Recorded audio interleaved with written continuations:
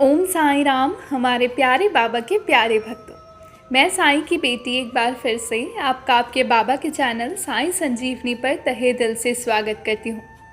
आज अनुभव की बात नहीं होगी, अनुभवों की बात होगी। तो बहुत सारे लोग इस समस्या में या कहें द्वंद्व में या दुविधा में पड़े हुए हैं, जहाँ उन्हें समझ नहीं आ रहा कि बाबा को प्रसन्न कैसे किया जाए, बाबा हमारी इच्छाओं की पूर्ति करे, ऐसे बाबा को कैसे मनाया जाए, बाबा हमारे सभी बुरे कर्मों को क्षमा करें, हमारे सभी पापों को नष्ट करके हमें एक नया जीवन प्रदान करें, ऐसा हम कैसे करें। तो आइए जानते हैं कि बाबा के चमत्कारी मूल मंत्र क्या है। हर कोई जानता है, जो भी साईंनाथ से जुड़ा हुआ है, हर कोई जानता है कि बाबा कितनी चमत्कारी शक्तियों के मालिक हैं, कितनी सिद्धियों के दाता हैं और कितनी ही इच्छाओं को क्षण भर में पूरा कर देते हैं। फिर क्यों ऐसा होता है कि कुछ लोग बहुत लंबे समय तक प्रयत्न करते रहते हैं, फिर भी हार जाते हैं या हारा हुआ महसूस करते हैं। जानते हैं कि बाबा हमें कैसे चाहते हैं और हमसे क्या चाहते हैं। तो पहले ही एक बात मैं हाथ जोड़ के आप सभी से कहना चाहती हूँ, जो भी मैं कहूँगी सब कुछ बाबा की मर्ज़ी से है और सब कुछ बाबा ही प्रेरणा दे रहे हैं, इसलिए उनकी ही इच्छा से हो रहा है। इसमें ना मेरे कोई शब्द हैं, ना ही मेरी कोई कामना है। इतनी ही इच्छा है कि बाबा के द्वारा कुछ भी अच्छा किसी तक पहुँच पाए, तो बाबा की बड़ी ही कृपा होगी मुझ पर भी और आप सभी पर भी। तो सबसे पहला सवाल जो बहुत ज़्यादा हम लोगों के मन में उठता रहता है कि ऐसा क्या करें कि बाबा हम पर प्रसन्न हो जाए या हम बाबा का जो साथ है उसे फील कर पाएँ, महसूस कर पाएँ। तो बाबा ने दो चमत्कारी मूल मंत्र दिए हैं, एक है श्रद्धा और दूसरा सबूरी।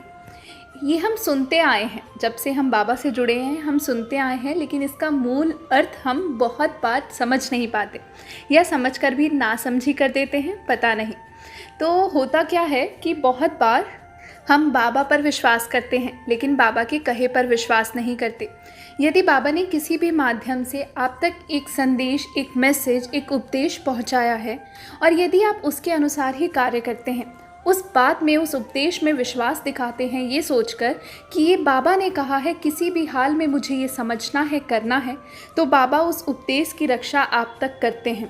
लेकिन यदि आपके मन में कोई भी शंका है या किसी भी कार्य को करने से पहले आप 100 बार विचार कर रहे हैं कि बाबा हैं भी या नहीं, ये अंधविश्वास तो नहीं है, ये समय का वेस्टेज तो नहीं है, तो इसका मतलब है अभी भी विश्वास परिपक्व नहीं है। विश्वास होना सबसे बड़ा चमत्कार का मूल मंत्र है। हम जितने भी अनुभव चैनल पर डालते हैं, एक एक जगह हम सुनते हैं, सभी से हमें यही समझ में आता है कि हर किसी ने विश्वास की डोरी को पकड़ कर रखा। आप कुएं में हैं, समझते हैं, बाबा समझते हैं कि आप संघर्ष के कुएं में घिरे हुए हैं, जहां अंधकार है, आप डूब रहे हैं, आपको नहीं समझ आ रहा कि क्या होगा, लेकिन बाबा हैं जो रस्सी फेंकते हैं और आपसे कहते हैं, आ ऊपर आ, मैं तेरे साथ हूँ। लेकिन बहुत बार हम उस रस्सी को पकड़ना ही नहीं चाहते, बहुत बार पकड़कर कुछ प्रयत्न ही नहीं करना चाहते ऊपर आने का। बहुत बार आपने देखा होगा आपकी ज़िंदगी में, जब आप एक दुखी समय से, एक अच्छे समय से नहीं गुजर रहे होते, कुछ लोग होते हैं जो आपके साथ खड़े होते हैं, पर आपको उनकी कीमत नहीं होती। आपको कीमत होती है उस दुख की, आपको कीमत होती है उन लोगों की जो आपके साथ खड़े नहीं हैं।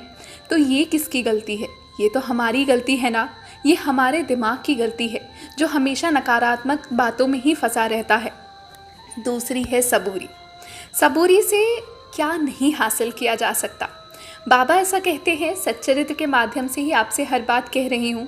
सच्चरित्र की हर एक कहानी सबूरी का एक बेहद सुंदर उदाहरण है। किसने सबूरी नहीं रखी? माँ लक्ष्मीबाई ने, राधा कृष्ण माई ने, तात्या साहिब ने, नाना साहिब ने, किसने सबूरी नहीं रखी? हर किसी ने सबूरी रखी। इसी तरह सबको बाबा ने मोक्ष प्रदान किया, सबको अपने चरणों में स्थान दिया, तो आप और मुझे क्यों नहीं देंगे? बस थोड़ी सी सबूरी रखिए।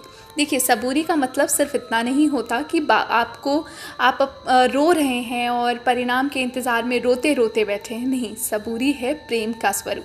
सबूरी मतलब ऐसा विश्वास और ऐसी श्रद्धा बाबा के प्रति या ऐसा समर्पण बाबा के प्रति कि आप उस जो संघर्ष का समय है ना उसे भी बहुत खुशी से व्यतीत कर रहे हैं, क्योंकि आपको जो परिणाम है ना उस पर भरोसा है। यदि परिणाम पर भरोसा होता है ना कि बाबा है, अच्छा ही होगा, बुरा तो कुछ नहीं होगा, उस बुरे में भी अच्छा ढूंढ लेना, वो बाबा की सबूरी है। और यदि एक बार वो सबूरी का मंत्र आपके हाथ लग गया ना, निश्चित आपकी जीत तय है। ये ज्ञान नहीं है। देखिए, हो सकता है ये बातें आपको ज्ञान लगे, दूसरी तरफ कुछ बच्चे होंगे जिनको ऐसा लगेगा कि नहीं, बाबा मुझे ये तब सुना रहे हैं, मुझ तक तब पहुंचा रहे हैं जब मुझे इसकी सख्त आवश्यकता है। इसे बाबा का संदेश समझिए, बाबा आप तक कुछ पहुंचाना चाह रहे हैं। यदि आप कहें कि ज्ञान तब काम नहीं आता जब हमारा समय बहुत ख़राब हो, संघर्ष का समय हो, दुख का समय हो, तो ज्ञान कब काम आएगा? यदि आप डूब रहे हैं, यदि आप प्लेन में हैं, आपको सिखाया जाता है कि किस तरह से आपको ऑक्सीजन मास्क का इस्तेमाल करना है इमरजेंसी में, या किसी भी तरह की आपको एयर पंप कैसे यूज़ करना है, तब आपको सिखाया जाता है। लेकिन यदि उसको जब इमरजेंसी आए और तब आप यूज़ ना कर पाएँ, तब उसका इस्तेमाल ना कर पाएँ, तो उस ज्ञान का कोई महत्व नहीं है।